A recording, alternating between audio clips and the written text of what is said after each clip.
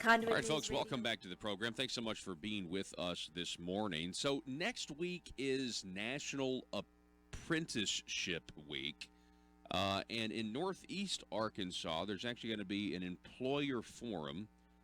Special guest is going to be Lieutenant Governor Tim Griffin. That's going to be on Tuesday, November the 12th from 8:30 to 12:30.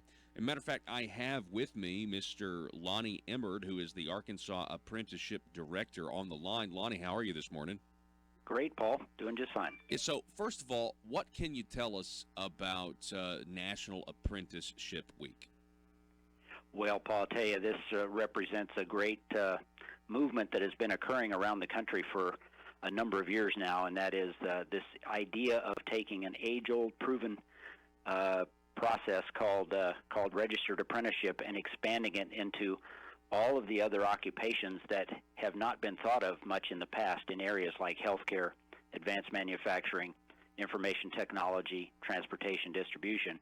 And so what this represents is a way of kind of capturing this huge kind of aggressive move to be able to encourage employers to consider this as a very important talent strategy.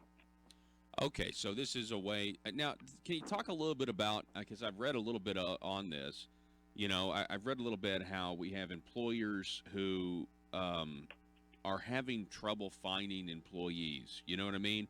An increasingly common thing among Arkansas companies the last few decades, they can't find job candidates with basic skills. Address that a little bit. I mean, is that a problem? Yes, this skills gap has been an ever-widening kind of scenario for a lot of years. I think I don't go back that far, but there was a time when there was career education and there was vocational trades, and that was kind of the view that people had, was you had to pick a path. And then this movement of saying that the path to success in this country is everybody should get a 4-year college degree, and I'm not here to say to anyone that that's not a good thing.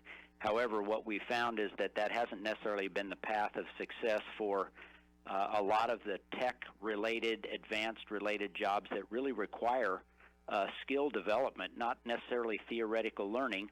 And so the gap that once existed, within kind of the trades and manufacturing and those kind of things have now found themselves into professional jobs where, high-tech, type requirements are not necessarily exactly the things being taught, in university and community college.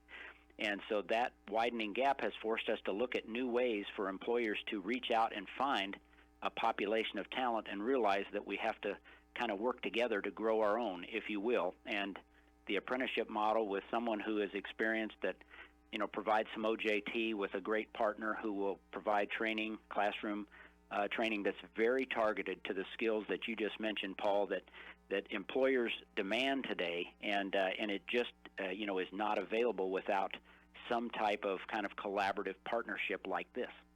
Are you worried at all? By the way, once again, we're talking to Lonnie Emard, Arkansas Apprenticeship Director.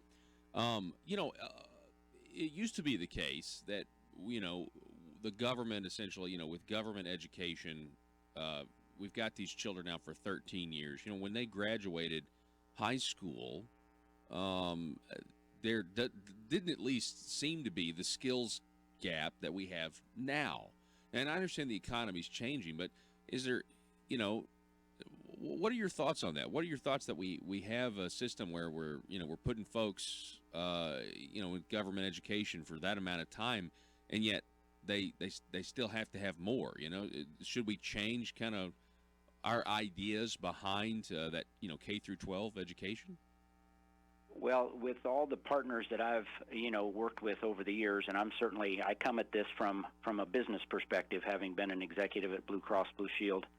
The idea of how we partner with education has always been the key to my success and what I've done in terms of creating other nonprofits like the Arkansas Center for Data Sciences, in the fact that, a lot of times, and let's see if this makes sense to our audience, that, we would go out and try to hire, whether that was college graduates or even others as experienced hires, and when we found they didn't have the proper preparation, especially for young people either coming right out of high school or, through the educational system, we'd point a finger and go, what are you doing wrong? Why are they not? This product isn't what I need. And a lot of times, what I've said is, well, shame on us because we weren't participating enough in that process. So now that that's happening, I do believe that what you've asked is where we are. I think you're seeing, especially in the state of Arkansas, a 4-year computer science curriculum that really resembles what is so essential for all students to be able to be equipped and prepared, because nearly every job is a high-tech job.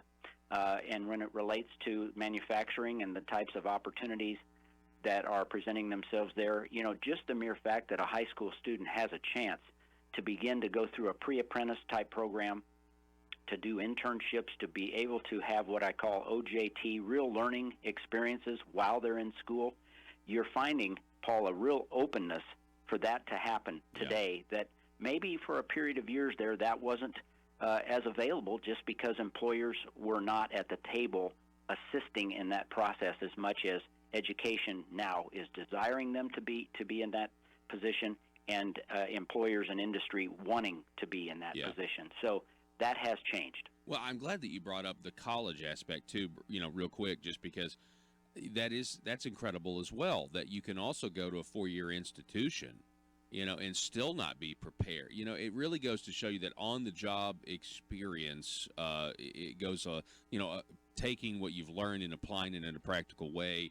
That really is the key in a lot of this. Now, I want to remind everybody once again, Lonnie, and tell us a little bit more about this event. This is going to come up next week, National Apprentice Week, but we have this event right here, Tuesday, November 12th at the First National Bank Arena in Jonesboro from 8:30 to 12. And so there's going to be a panel, is that correct, on this employer forum? And you're on that panel, is that right? Well, actually, I'll be facilitating a panel of 5 different employers who really cover a number of different occupational areas and a number of industry sectors. And we've done this a couple other times around the state. We did it in Little Rock and then in Northwest Arkansas, and now we really felt like this was very important to do this in the Northeast area and in Jonesboro specifically. And what that employer panel gives us the ability to do is have other employer representatives, hopefully hiring managers, C-suite executives, and even the HR representatives, to hear from other colleagues about what it is they were experiencing. I got a feeling it's going to be very similar to some of these hiring issues and skill gap problems that they're experiencing, and saying what have they learned and what did they do about it, and how did apprenticeship become that very important business strategy for them. And we'll get into the details, and we hope to have them leave no stone unturned, if you will. And in other words, these sessions have been really effective because we're getting every question out there. And what we do, Paul, is try to have everybody in the audience, for the company representatives, to move from kind of an awareness, hopefully, to interest. And when they say they now see the fact that this could be very beneficial to them, then we create follow-up opportunities to then build them toward commitment toward a registered apprenticeship program. And the value of that for them is that we tell them about all the other players in the ecosystem that are going to help them be successful, which is things that you'll also hear about, which is what are some of the funding opportunities that are available right now that may not be here for a while. All right. What are some of these different groups that will help them find access to candidate pools that they otherwise had not seen before. Lonnie, Emard, I appreciate it. Thank you for your time. And again, folks, the event is free, so you can register now for this. And again, it's coming up next week, next Tuesday. Lonnie, we appreciate it, sir. You bet. Thank you, right. Paul, for your time. Yes, sir. Nice.